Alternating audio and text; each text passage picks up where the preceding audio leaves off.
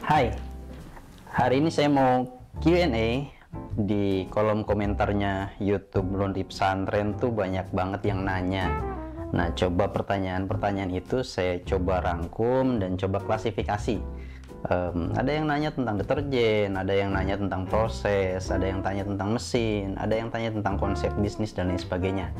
Nah, hari ini saya ingin ngulas satu persatu ya. Pertanyaannya cukup banyak, tapi ini beberapa yang sudah tim kumpulkan dan akan ditanyakan. Pertama, apakah layanan cuci lipat tidak di spotting anti noda gitu ya? Pertanyaannya lebih kepada proses. Jadi setiap laundry punya prosedur masing-masing ya. Kalau misalkan bicaranya tentang layanan, ada layanan cuci lipat atau full service, dalam hal ini cuci dan setrika.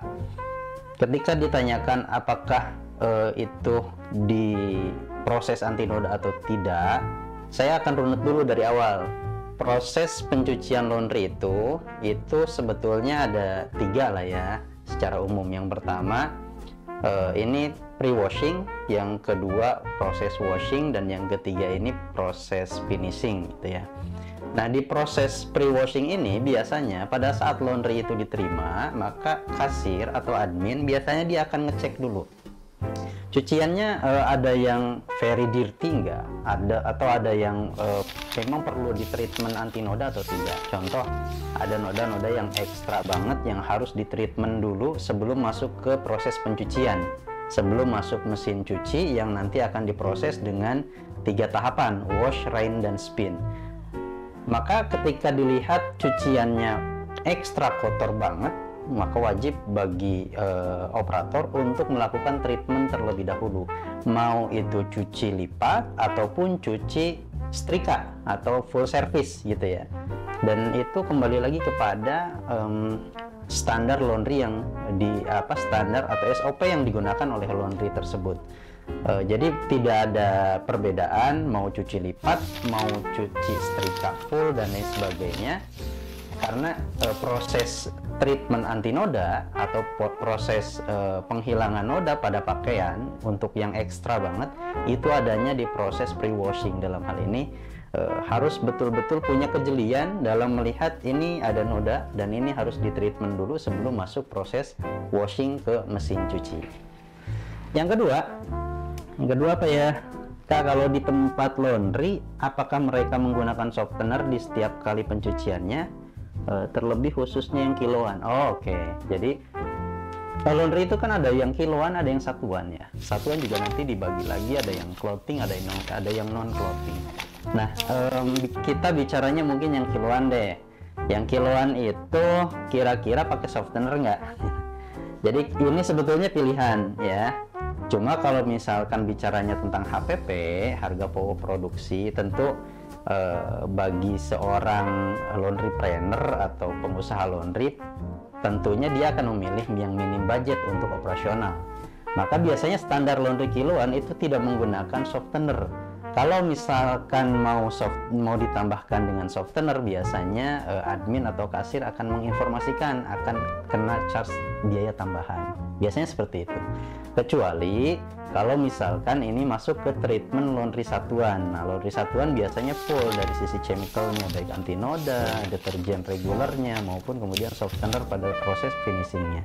Nah, kembali pada pertanyaan ini, emang worth it gitu ya pakai softener? Ya mungkin di beberapa tempat bisa mereka menggunakan softener gitu ya, karena memang standarnya barangkali dia harganya di up lebih banyak, lebih tinggi, sehingga biaya softener itu bisa masuk ke dalam proses pencucian laundry kiloan.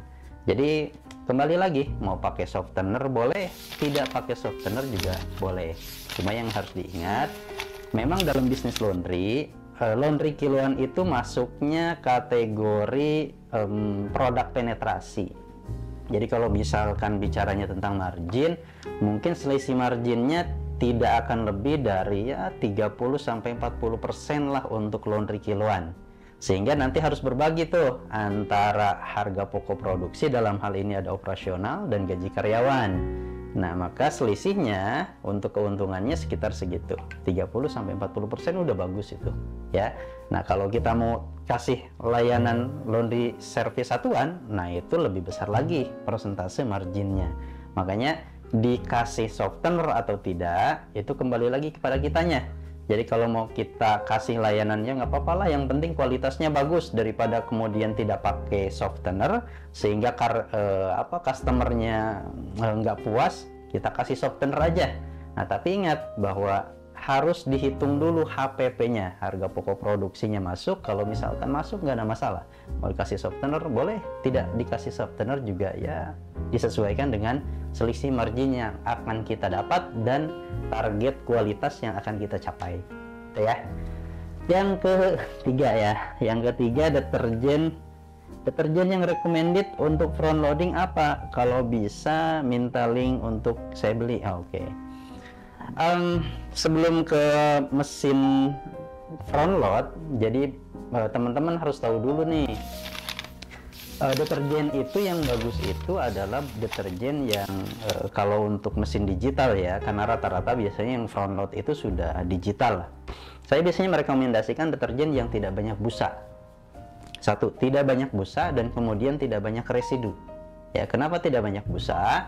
Karena biasanya ini juga agak sedikit bermasalah nih pada saat proses pencucian, pada saat busanya melimpah, itu biasanya si detektor atau sensor untuk mendeteksi bahwa ini air apa busa ya gitu ya. Ini air apa bukan ya. Ketika misalkan terdeteksi air, maka sebetulnya nanti di modulnya yang akan berantakan dia. Yang harusnya mendeteksi air malah terdeteksi busa. Yang akhirnya pada saat proses pencucian itu juga biasanya trouble dari sisi itu. Yang kedua, dicek residunya. Ini deterjen mengandung banyak residu atau tidak, sehingga jangan sampai nanti bubuk-bubuk residu atau sisa-sisa pencucian itu bukan malah membersihkan, malah kemudian balik lagi dan menjadi kotoran, atau bisa jadi mengendap di situ jadi karat, atau menjadi lendir-lendir, lumpur-lumpur yang sebetulnya itu kotor lah jadinya dalam sekian kali pemakaian. Jadi rekomendasinya deterjen yang seperti apa? Yang pasti yang high konsentrat, yang konsentratnya tinggi. Konsentrat itu apa sih? Konsentrat itu mungkin bahasa sederhananya biangnya ya, karena banyak produk yang saat ini beredar di pasaran juga belum tentu biangnya tinggi, sehingga yang terjadi ya sisa-sisa bubuk filler, residu dan lain sebagainya tertampung di mesin cuci itu. Yang kedua tadi, busanya jangan terlalu banyak ya, karena kalaupun misalkan ada busanya yang wajar-wajar sajalah, tapi kalau kemudian busanya melimpah dan lain sebagainya, ya resiko di mesin cuci yang sudah front load atau top load yang sudah digital itu agak beresiko dari sisi sensor dan lain sebagainya. Seperti itu. Jadi kalau referensi sabun yang bagus, kalau versi saya 3 lah ya. Satu, pastikan dia high concentrat. Yang kedua, kalau bicaranya tentang keamanan, ya cari yang biodegradable surfaktan yang ramah lingkungan. Dan yang ketiga, pastikan deterjennya sudah tersertifikasi halal sehingga kita juga menggunakannya nyaman, aman, dan juga tenang. Demikian, terima kasih.